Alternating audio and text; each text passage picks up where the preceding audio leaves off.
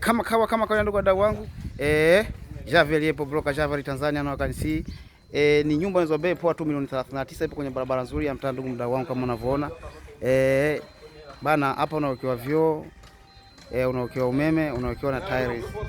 Kwa bei poa tu ya shilingi milioni 39 za Kitanzania ndugu wadau wangu.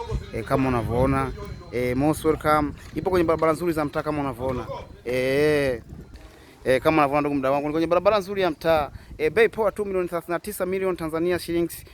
Unajipatia nyumba ya makazi. Umeona bana? Njoo site uangalie wangu ndugu mdau wangu. Unawekewa tiles, unawekewa na umeme kama unavyoona. Umeme huu hapa tunakuwekea kwa bei poa milioni 39.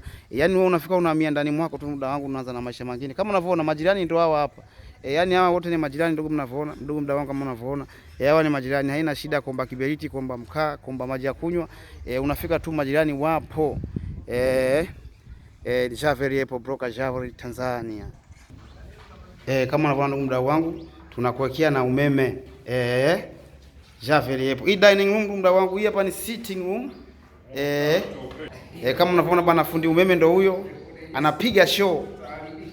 Karibu ndugu wadau wangu. Umeme unawekewa kama kwenye system ya kuweka umeme nyumba hii ndugu mdau wangu. Na wekewa na tiles.